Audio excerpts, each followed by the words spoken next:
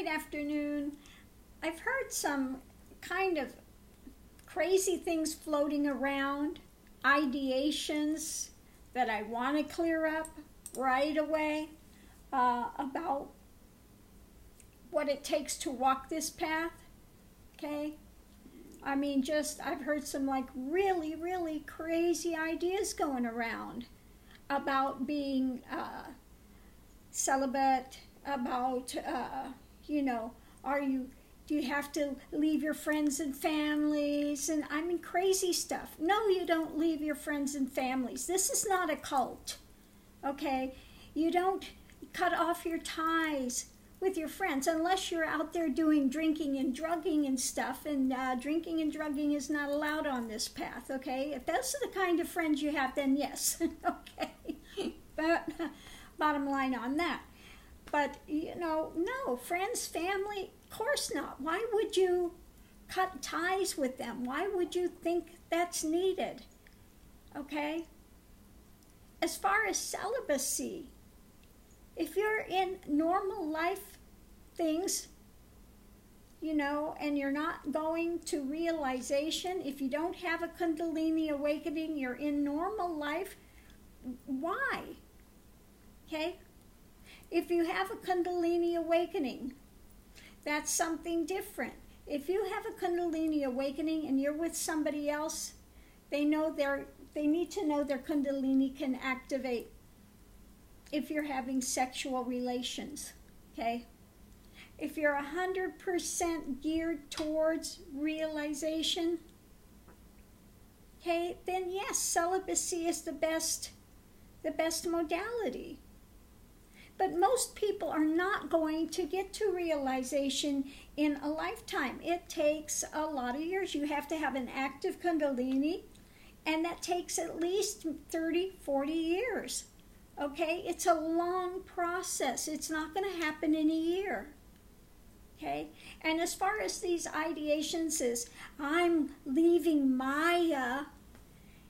If you're not in realization, you're in Maya. Okay? It's that simple. There's either realization, and one is in the reality, or they're in Maya. They're in illusion. Okay? They're in division. Either it's non-duality or you're in duality. If you're in duality, you're in Maya. So I don't want to hear nonsense about I can't go to a movie, or I can't this, or I can't that. Who said? That's crazy thinking. Okay? We have people that are sattvis, sannyasis, celibates. Okay? We have a number of people on this path that are celibates. Okay? We go to the movies. I play music. Do you see me doing odd, weird things?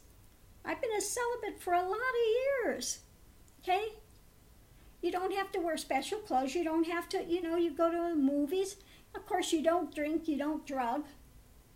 You're not doing drugs, you're not drinking, you're not smoking, you're not doing that stuff, okay?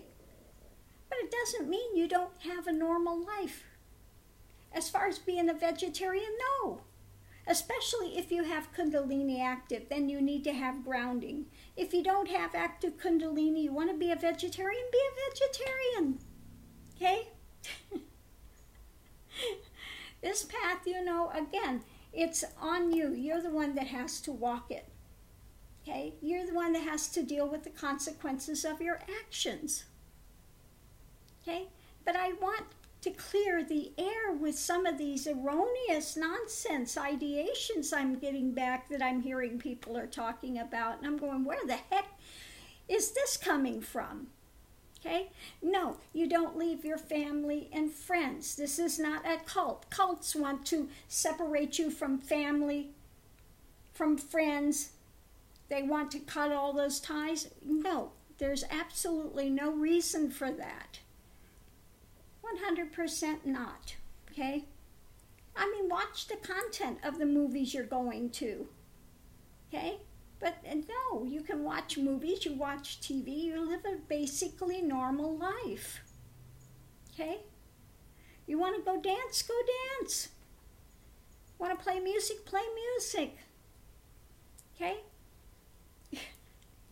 But your focus has to be, if you're really serious about progressing, your focus has to be on your practices, being in the moment with whatever you're doing. You know, when I lived in Mexico and I had students that come down, you know where I would take them to? To the movies. Okay, to show them how to be in oneness, how to be in that absolute awareness, how to be in full awareness in this moment only. And I would take them to our movies, okay? So they can learn how to do that, okay? That you do it in the midst of whatever you're doing to break through these erroneous ideations. You know, and that's part of what genuine Tantra is. It's using things in life to move forward. Okay, it's not a separation. You use things in life to move forward. The reason we say celibacy is because when you are having sexual relations, where is your attention? Outward.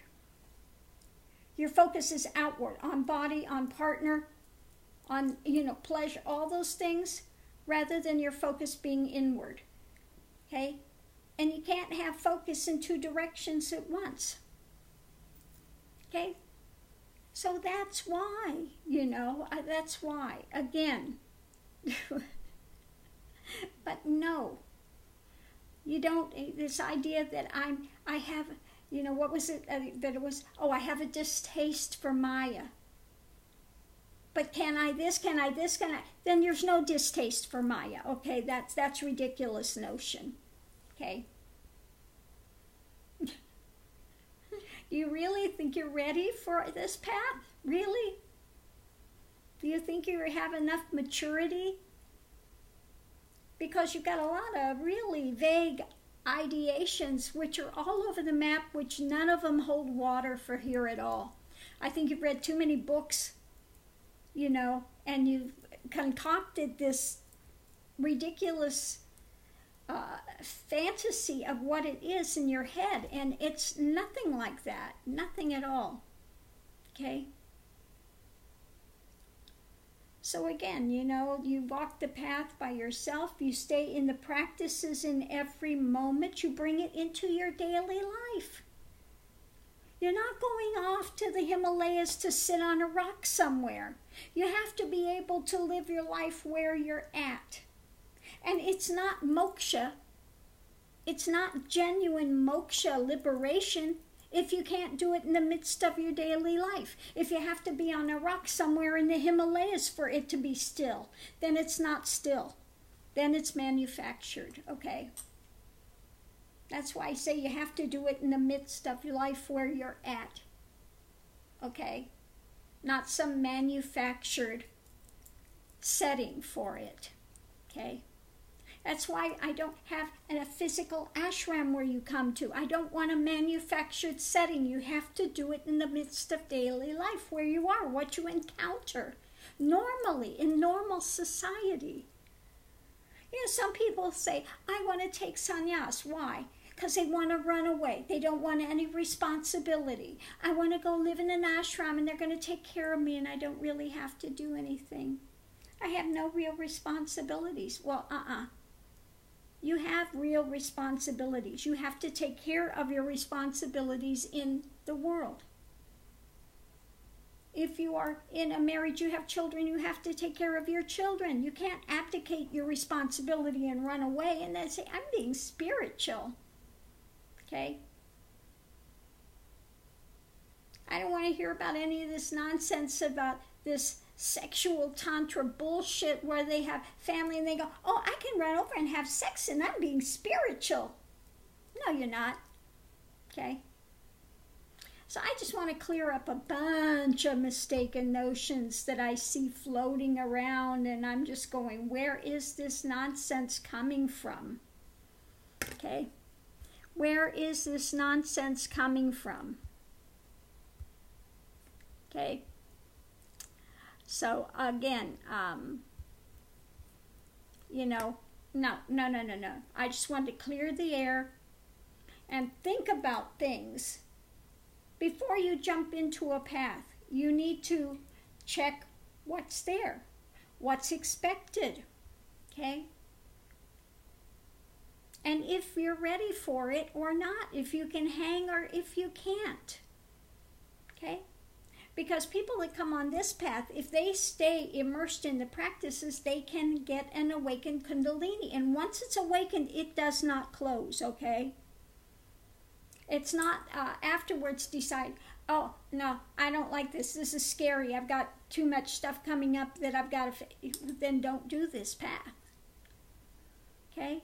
Just go pick a path where you can be a Buddhist and you can send light to the world. I'm taking, in this and putting out good vibrations, pulling in the negative, putting out the positive. Do something like that, where you're just doing good deeds and you feel like you're being a better person, okay? Because this path is very difficult. Once that phenomena starts, and 1 second you're in the body, 1 second you're out of the body, next second your consciousness is above the trees, the next second you feel like you're this big, next second you feel like you're going to burst on fire in flames for the next year.